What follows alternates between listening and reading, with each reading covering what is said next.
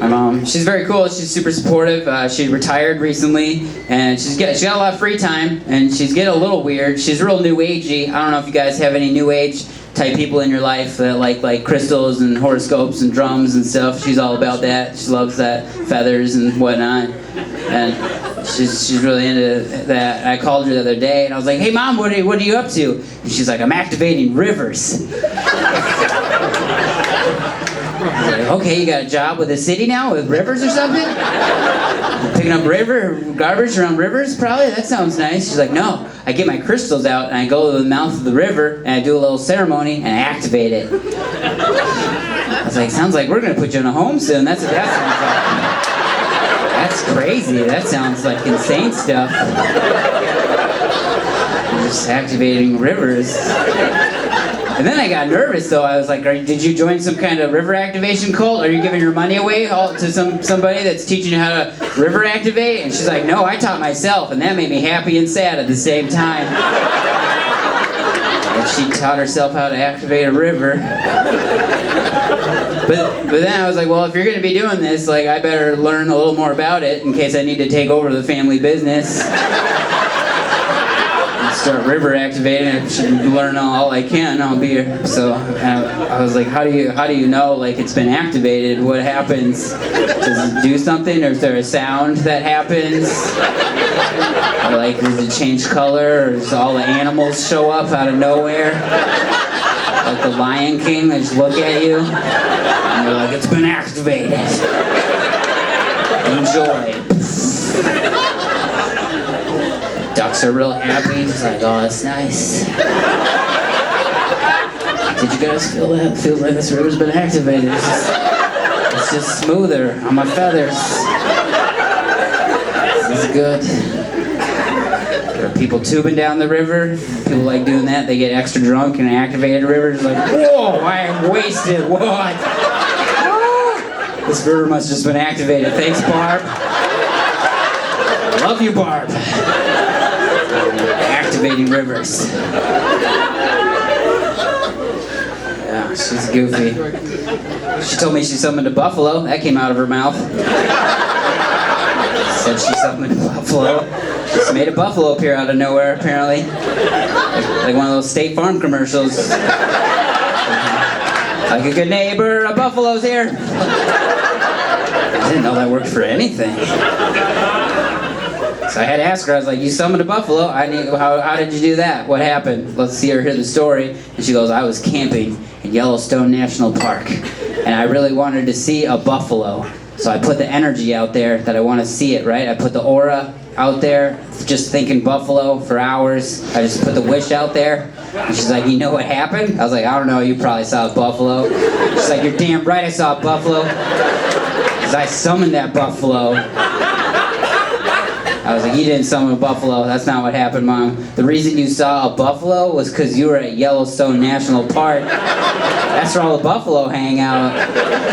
If you made a buffalo appear in downtown Minneapolis, then I know you got superpowers. Maybe have a penguin riding it, because you don't see those animals together very often. Should have a little saddle. But if you can't do that, you got to go activate some more rivers and get that power up."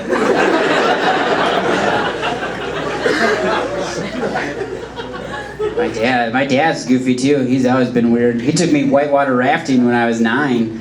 He was 9 years old. He looked at my 42-pound body. He was like, "That kid needs to hit some rapids today." Ready, let's get him in the boat. Did not go well, yeah. When you weigh 42 pounds and you're on an inflatable raft and that raft bumps into a rock, it just launches you 40 feet into the river. It's terrifying. They had to throw a rope to get me, like pull me back in, like, "You having fun?" I was like, "No, I want to be at home playing clarinet. I don't know why I'm here. No, this is not the right decision for this family."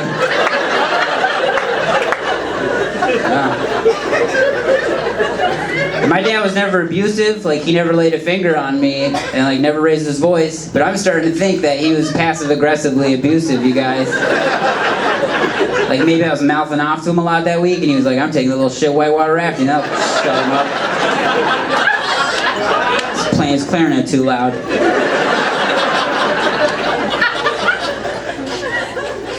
I did play clarinet. I played clarinet for like 12 years. I wanted to play saxophone. That's the instrument I wanted to play. I remember because you're supposed to go meet with the band instructor and tell him what you want to play. So I walked in and I was like, hello, my name is Tommy. I want to play saxophone. I think this is going to be a great decision in my life to play saxophone because probably later in life I'll be in some type of jazz band and like Lisa Simpson plays it. She's a good role model. I think this is going to be real cool. And he looked at me for a while and he's like, you're more of a clarinet guy. And I was like, what's that mean? Clarinet guy. Does that mean super cool, dude? Probably. It's the coolest instrument. You step it up. It's not a cool instrument. It's the worst instrument ever. It sounds like a goose. How do you serenade a lady with something that sounds like a goose, right? It's like, ah, you like that? Is that what you're waiting for? Ah. I can do this. I can go all night if you want, babe. Yeah. Yeah, I just got the Star Wars songbook. We'll go through all of it.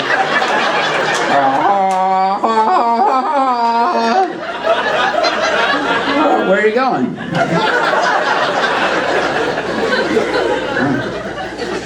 I broke my clarinet though. I did. I broke it because I'm badass. And it wasn't like I was little and just dropped it. I was 16 years old. I was 16 and I was practicing in my room and I was like, you know what this song needs? This song needs some dance moves. Yeah. So I just started spinning in a circle with my clarinet because that was my dance moves at that time. And I was good. I got good spin. Like I was going real fast. So I was having a lot of fun.